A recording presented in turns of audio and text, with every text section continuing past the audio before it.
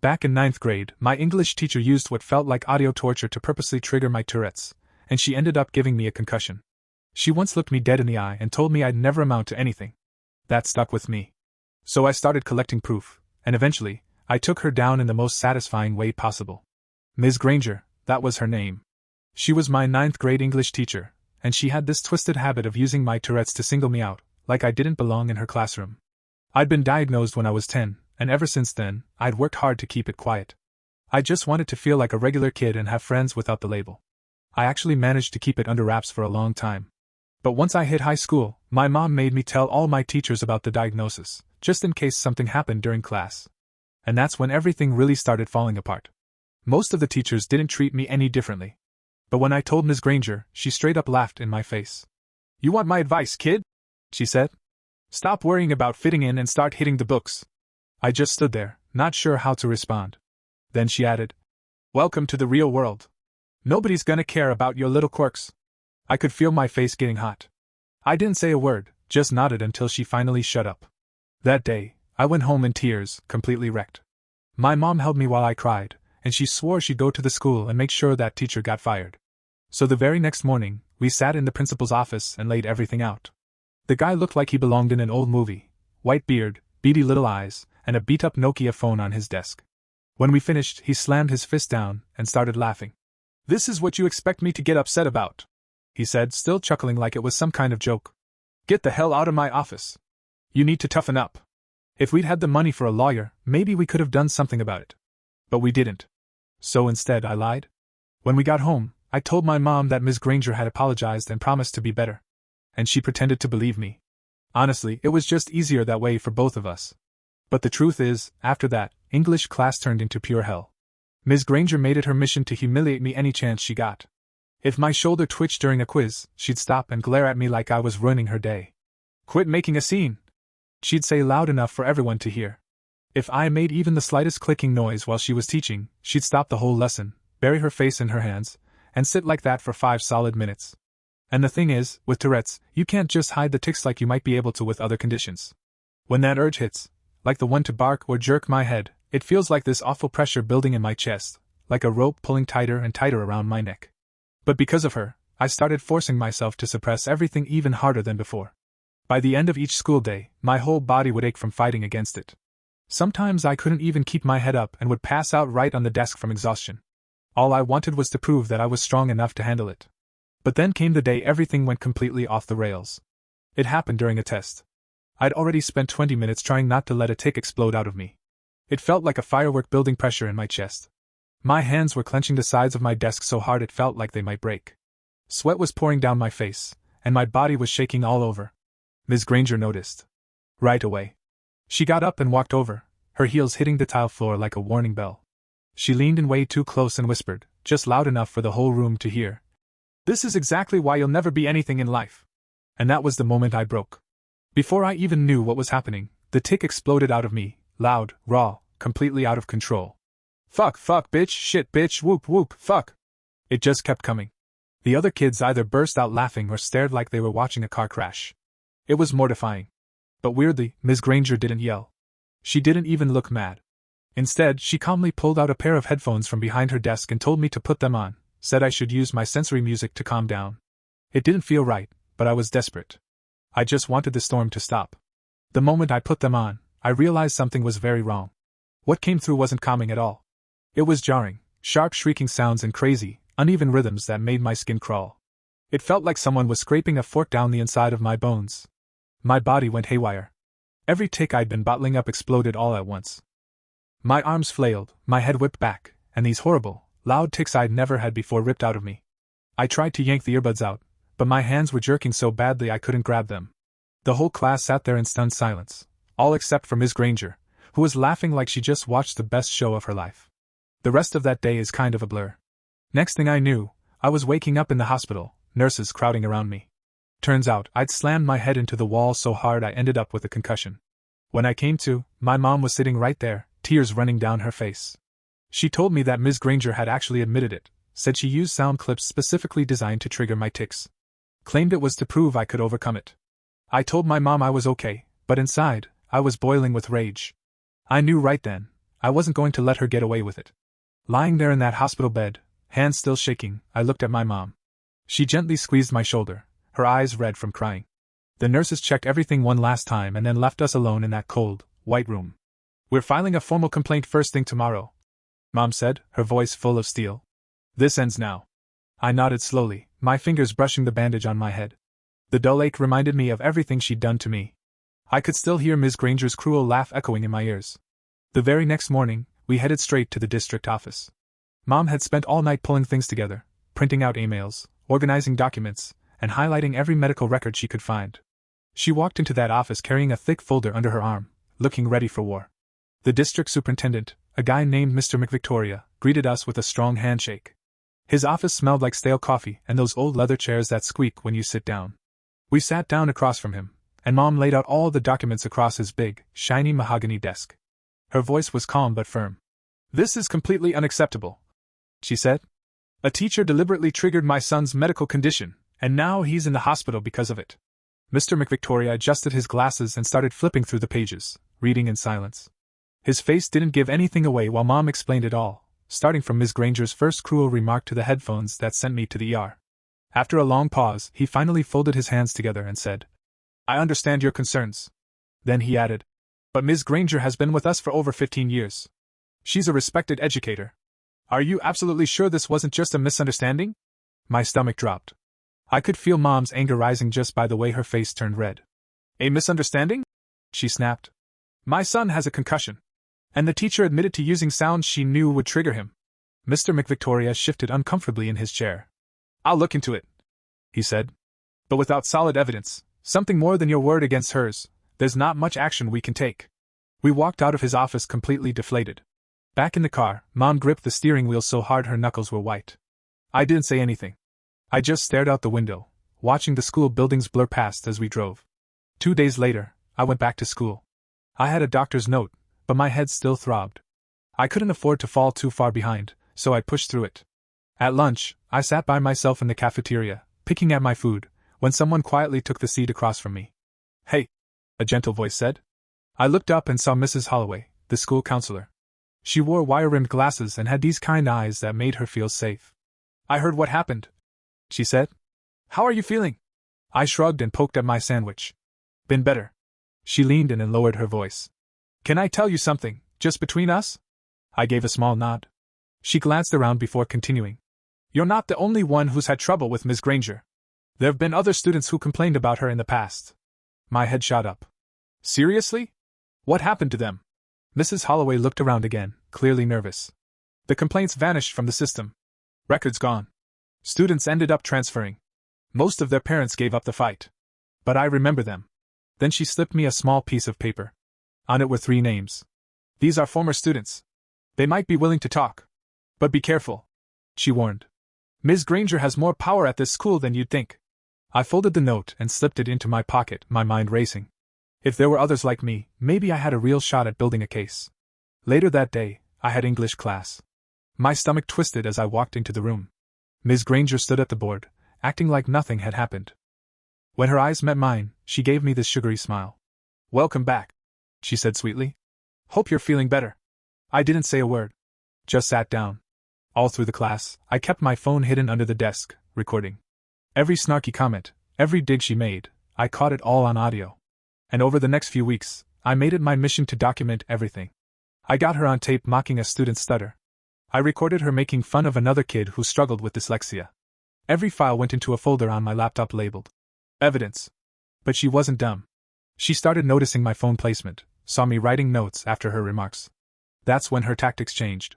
She stopped being openly nasty. Instead, she got sneaky. My Shakespeare essay, one I'd spent hours on, came back with a D-. When I compared it with my friend Alex's, I saw she'd marked answers wrong that were actually right.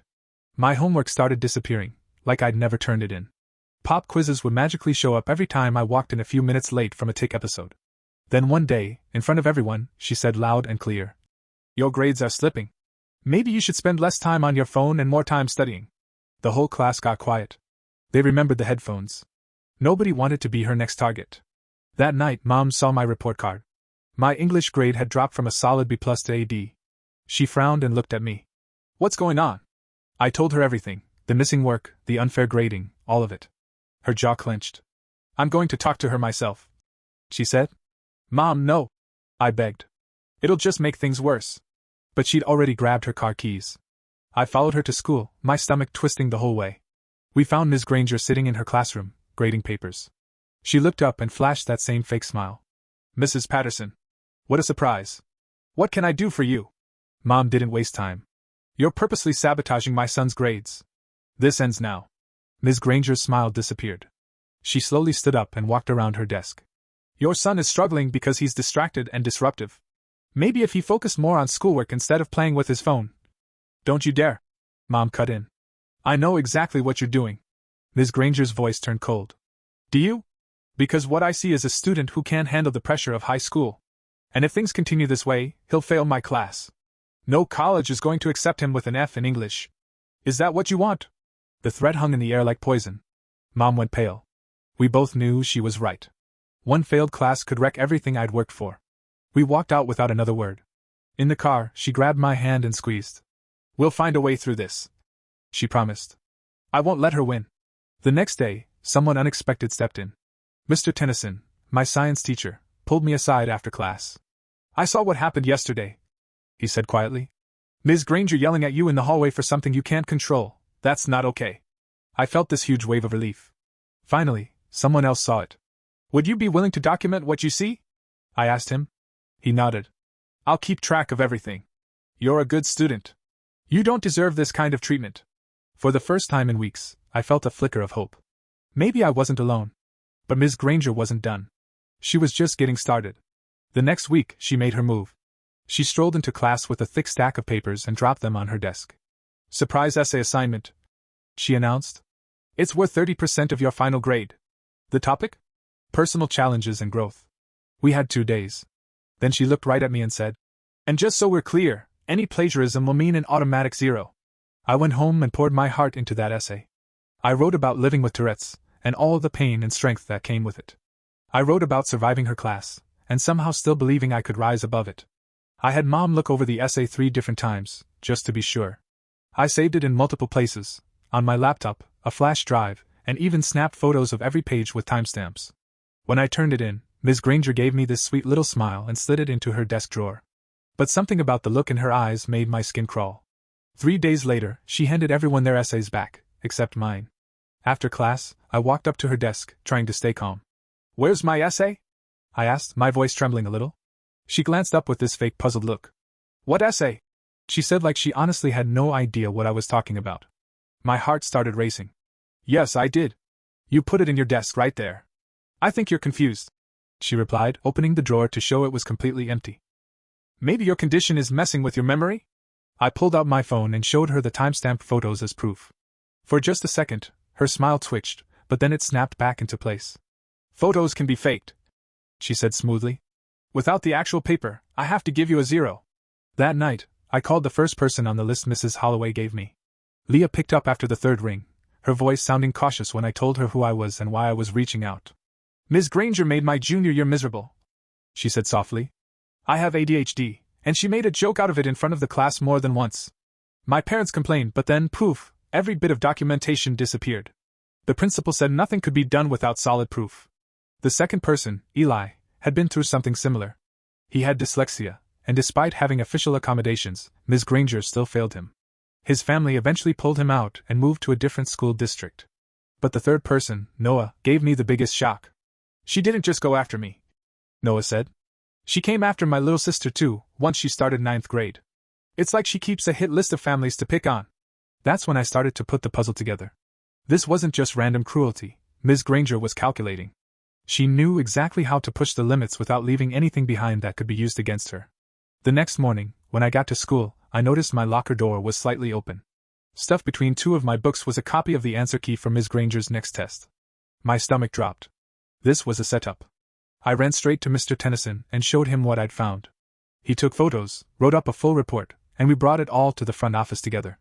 But Ms. Granger didn't waste time making her move. In the middle of English class, she stopped mid-lesson and walked straight to my desk. Empty your backpack, she said, loud enough for the whole class. What? Why? I stammered. No, she snapped. Hands shaking, I slowly unzipped it. She reached in and pulled out another answer key, different from the one I'd found earlier. Gasps echoed around the room.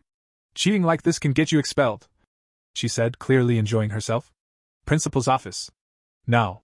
Just then, Mr. Tennyson appeared in the doorway, like he'd been waiting. I'll go with the student, he said firmly. There's information the principal needs to hear. Inside the office, Mr. Tennyson laid everything out, his notes, the photos, the report. The principal looked uncomfortable, shifting in his chair, but still leaned toward Ms. Granger. The answers were in the student's possession, he said stiffly. That's what matters. It felt like the walls were closing in. My tics were worse than ever, and I could barely stay seated from the stress. Mom showed up fast, furious and ready to raise hell. That night, we sat down for an emergency family meeting. Mom had been doing some digging and found a woman who might be able to help, an education advocate named Ms. Alexandra Chin. She agreed to meet with us the next day. Ms. Chin was sharp, really sharp. She combed through every document we had and spotted problems right away. These accommodation forms? She said, holding up a few copies. Someone's changed them. Look closely, dates and signatures don't line up. We pulled out our originals at home to compare. Sure enough, key parts had been changed or removed altogether. My extra time on tests? Crossed out. Permission to step outside during TIC episodes? Changed so I need teacher approval first. This is document tampering, Ms. Chin said, eyes narrowing. We need to get your full school records immediately. But when we asked for my full file, we were told some of it was missing. The secretary seemed jumpy, glancing over toward Ms. Granger's room as she talked. Over the next few days, school turned into a nightmare. Other teachers started treating me differently, cold, distant. One day, I overheard Ms. Granger talking in the staff lounge. That poor child, she was saying, all fake sympathy. Clearly the stress is too much. Some kids just aren't cut out for mainstream school. She even started pushing the idea that I should be placed in a special facility. My blood ran cold. That afternoon, Mrs. Holloway pulled me aside in the hallway. She looked completely worn out. I've been put on administrative leave, she whispered. They say it's a review of my counseling practices. But really, it's because I tried to help you. This is all my fault, I said, the guilt hitting me hard. No, she said firmly. This is about standing up for what's right. But please, be careful. Ms. Granger has deeper connections than you realize. That weekend, Mom and I worked for hours, organizing everything we had. We made multiple copies of every file and kept them in different places, just in case. I contacted Leah, Eli, and Noah again. They all agreed to write up sworn statements. Then on Monday, I walked into English class and noticed something different. The desks were rearranged, and mine was shoved in the far back corner. A small camera was aimed right at me.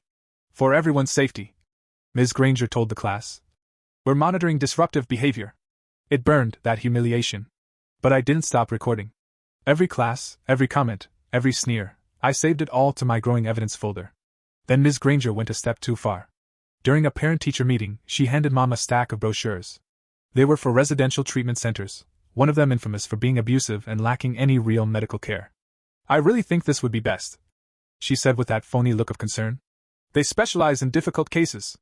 Mom's hands shook as she flipped through the brochures. Meanwhile, I sat just outside the door, recording the entire conversation on my phone. That night, I started digging into Ms. Granger's background. A quick look through her social media turned up something surprising. Turns out, she had a son enrolled at some fancy private school, and she volunteered there, as a special needs advocate, no less. Her bio was full of praise for how she'd helped students with challenges reach their full potential. Reading that made my stomach turn. She was out there pretending to support kids like me, while tearing us down behind the scenes. I shared what I found with Leah, Eli, and Noah. They were just as disgusted, and we all agreed it was time to act. We made a private group chat to stay organized and plan our next steps. That's when Noah dropped a bombshell. My mom still has emails from Ms. Granger, she said. Ones we thought were deleted. They included messages where Ms. Granger admitted she enjoyed breaking certain students. For the next week, we doubled down, collecting as much proof as we could. Word started to spread, and other students began quietly coming forward. Their stories painted a clear picture. Ms. Granger had a pattern. She went after students with disabilities, especially the ones who didn't look disabled or whose conditions were misunderstood. Then came the big school board meeting. Parents were allowed to speak during the public comment section, and several families signed up. Mom and I spent days putting together our presentation with everything we'd found. But on the morning of the meeting, I woke up to find my laptop missing. Every file, gone. Then we checked Mom's computer. Same thing. Wiped completely. Even our cloud backups had been erased. We were in full-on panic mode, until I remembered something important. Mr. Tennyson had copies. I texted him frantically, and he replied right away. He still had everything backed up safely. That evening, the board meeting room was packed wall to wall. Ms. Granger was sitting up front, cool and composed, glancing at her phone and smiling. When it was finally our turn, Mom walked up to the microphone. But before she could begin, Ms. Granger stood up. "I have some evidence to share," she said, holding up a flash drive. "These are recordings of this student's behavior in my classroom." The board allowed her to play the clips. But what came through the speakers wasn't the truth. It was audio edited and chopped up to make it sound like I was constantly causing trouble and threatening other students. "This is fake," I shouted, my tics getting worse from the pressure. "She edited those recordings." Ms. Granger just shook her head and put on a sad face. "This is exactly the kind of behavior I deal with every day," she said. "The student needs help I'm not qualified to provide." It felt like the room was slipping away from me, until the doors swung open. In walked Leah, Eli, and Noah, each of them with their parents right behind. "We've got evidence too," Leah announced loud and clear. "The real kind." They brought their own documents, audio clips, and printed emails. Noah's mom held up copies where Ms. Granger openly admitted she liked watching students struggle. The mood in the room shifted fast. The board members, who had looked doubtful at first, were now leaning forward, paying close attention. Then Mr. Tennyson stood up. "I've been tracking Ms. Granger's behavior for months," he said, holding out a thick file. "These are original records, before they were tampered with in the student's official file." The room buzzed with whispers. Ms. Granger's confident smile started to crack. But the real shock came when Mrs. Holloway walked through the door. She wasn't supposed to be there while on leave, but she looked determined. "I've got something the board needs to see," she said, holding up a flash drive of her own. It was hallway security footage we were told had been deleted. The video showed Ms. Granger pulling papers from my locker, sneaking the test answers inside, and entering the main office late at night. One clip showed her using a school computer to open files she wasn't even authorized to access. Ms. Granger suddenly jumped up from her chair. "This is a witch hunt. I've devoted my whole career to education," she shouted. "Sit down, Ms. Granger," the board president said sharply. "We're reviewing all of the evidence." Then Ms. Chin, our advocate, stepped forward. She had one final piece to share. "I discovered Ms. Granger never completed the state-required training to work with students with disabilities," she explained. "She's been signing off on plans she's not even certified to evaluate. And that's not all," she added, pulling up some records. "Funds that were meant for special education in her classroom were redirected elsewhere." She showed the board banking records, proof that Ms. Granger had been using that money to buy supplies for the private schools she volunteered at. That was the last straw. The board called a recess on the spot. Parents were buzzing, whispering to each other, and more families stood up to share their own stories. By the time the board returned, their decision was clear. Ms. Granger was immediately suspended while a full investigation began. They also voted to go back and recheck every student record from her classes over the last 5 years. Any family that had filed a complaint was going to be contacted again. Ms. Granger tried to sneak out quietly, but the parents weren't having it. They didn't block her physically, but their voices did. One by one, students stood up. "You told me I was too stupid to learn," said one. "You made me hate school," said another. "You almost made me hurt myself," a third whispered. Ms. Granger's face turned pale. For the first time, it looked like she understood what she'd done. The investigation that followed was intense.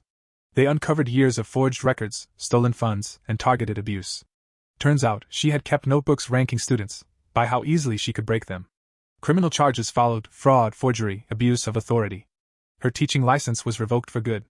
Even the private schools she volunteered at banned her from setting foot on campus. And as the legal process continued, more details came to light. Ms. Granger had been quietly moved between 3 schools over the years, each time after complaints that were swept under the rug. Our district had just been her latest stop. In the end, she was convicted on multiple counts. The judge ordered her to repay the funds and do community service.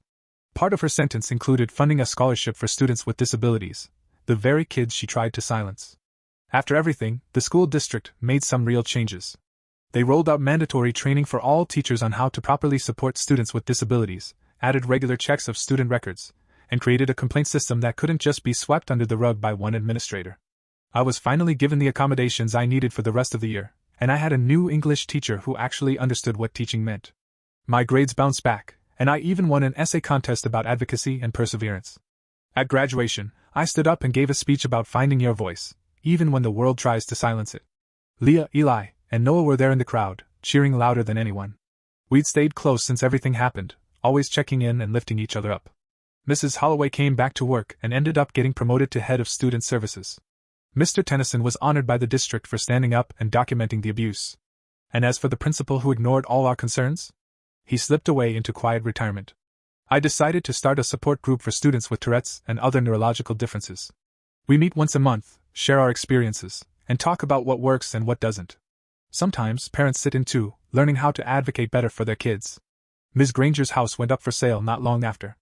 I heard she left the state, but no matter where she went, her reputation tagged along. No school district wanted anything to do with her. Last I heard, she ended up working at a call center, far from any school, any students. Looking back, I realized something: standing up to abuse is tough, but it has to be done. One voice might be easy to dismiss, but when enough of us speak up together, it gets loud. Ms. Granger thought my Tourette's made me weak, like I was easy to pick on. But she was dead wrong. Now I'm in college, studying to become a special education teacher. My tics are still part of my life, sure, but they don't hold me back. Ms. Granger tried to tell me I'd never be anything. But all she did was help shape me into someone who fights for people who can't always fight for themselves. That little support group I started? It's grown a lot. We've got students from across the country joining our online meetups now. Some of them are dealing with their own version of Ms. Granger. We help them keep records, advocate for themselves, and just get through it. Every now and then, I get a message from a student who says our story gave them the strength to finally speak up. That alone makes all the pain and fear we went through worth it. Ms. Granger wanted to crush us, but instead, she created a group of advocates ready to stand up and fight. Mom framed the letter of apology we got from the school district. Right next to it, there's my college acceptance letter and a photo from our very first support group meeting. They're reminders of how far we've come. Last I heard, Ms. Granger was still making those monthly restitution payments. And here's the twist: those payments now go toward scholarships for students with disabilities. It's a kind of poetic justice, isn't it?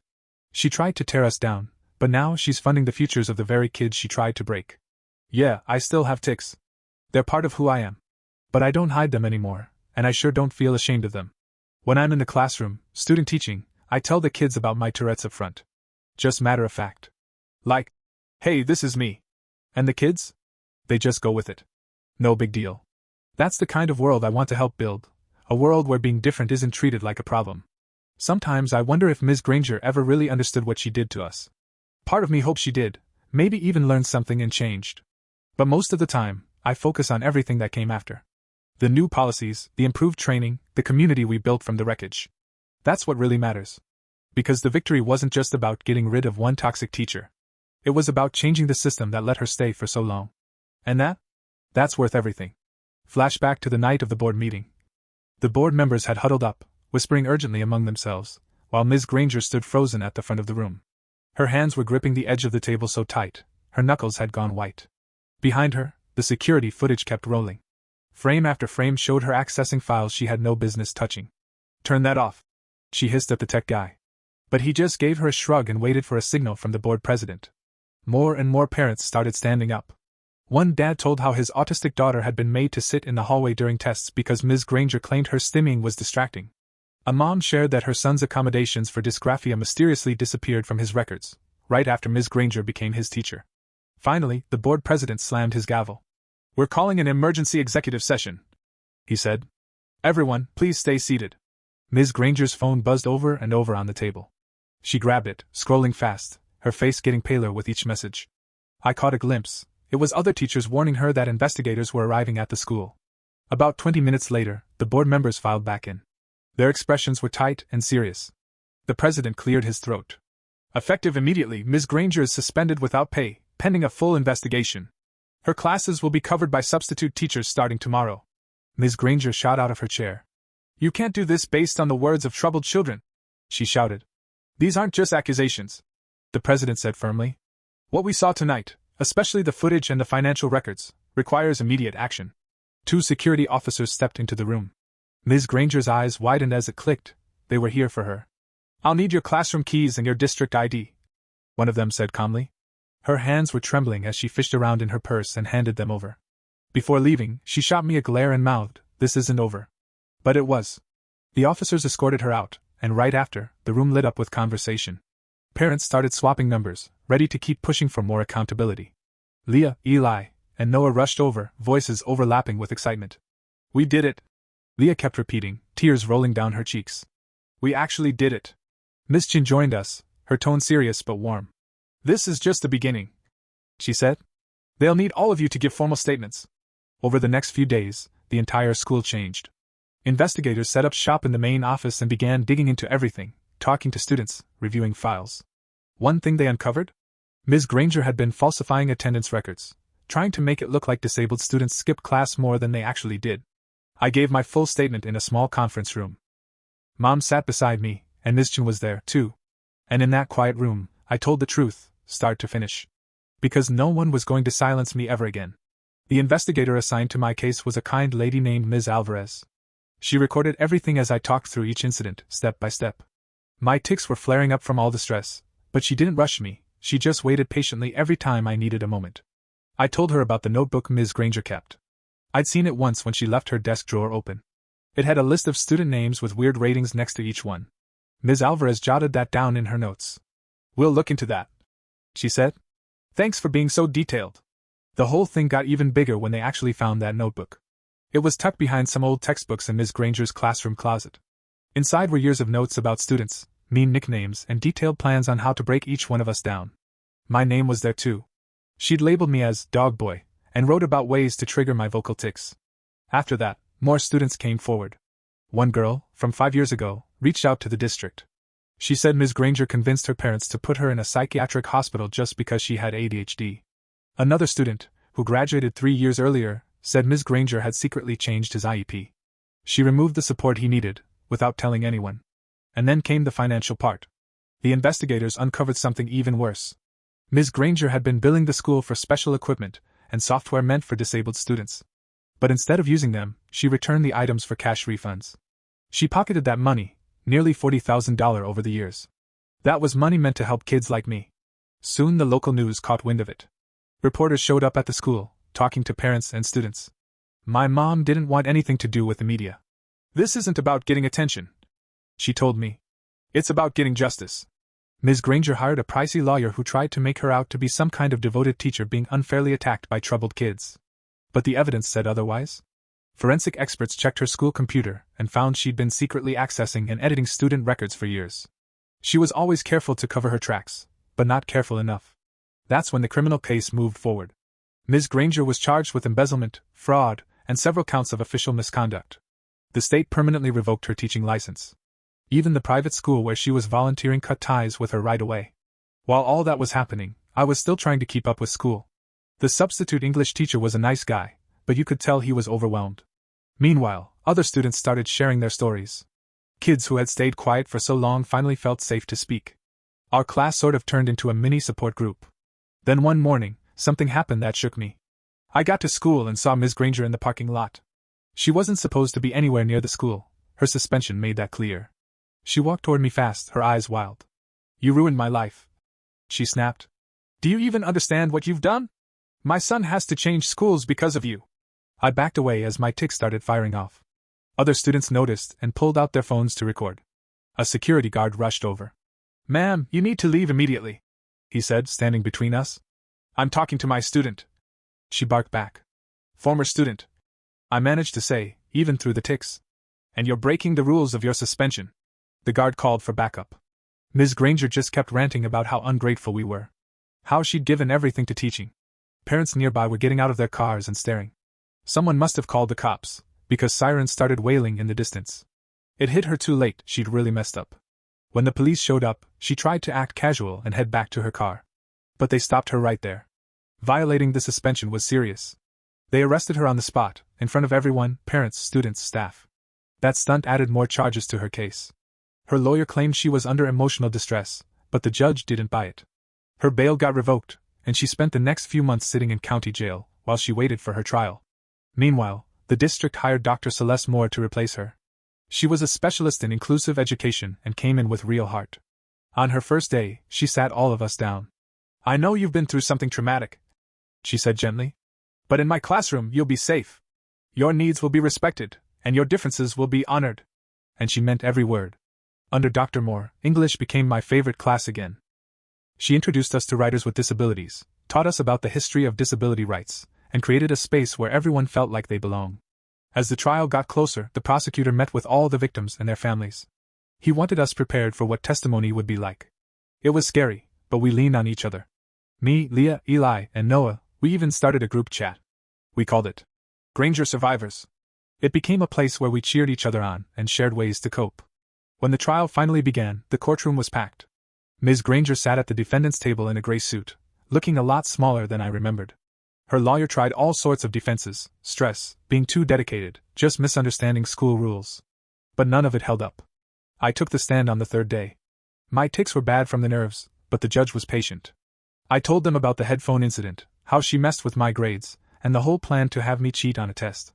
The prosecutor even showed my medical records, proof of the concussion I got. Leah told them how Ms. Granger used her ADHD against her. Eli explained how she called dyslexia just laziness. Noah's mom read emails where Ms. Granger actually bragged about making kids cry. The money trail made it even worse. Prosecutors lined up receipts for all the equipment that was bought but never given to us. Then they showed the matching deposits in her bank account. Finally, Ms. Granger took the stand. She claimed it was all a big misunderstanding. Said she was just trying to prepare us for a tough world. But once the prosecutor started asking real questions, her story fell apart. She couldn't explain the altered records, the missing money, or the footage of her breaking into files. The jury didn't take long. They were out for just 3 hours before coming back. Guilty. On every single charge. Ms. Granger didn't move a muscle as they read the verdict. Her lawyer just sat there with a hand on her shoulder. In the courtroom gallery, you could see parents and former students quietly crying, some from relief, others from the weight of old pain rising back up. 2 months later, it was time for sentencing. The judge had reviewed impact statements from dozens of students, people Ms. Granger had heard across her entire career. He talked about how especially cruel it was to go after kids with disabilities.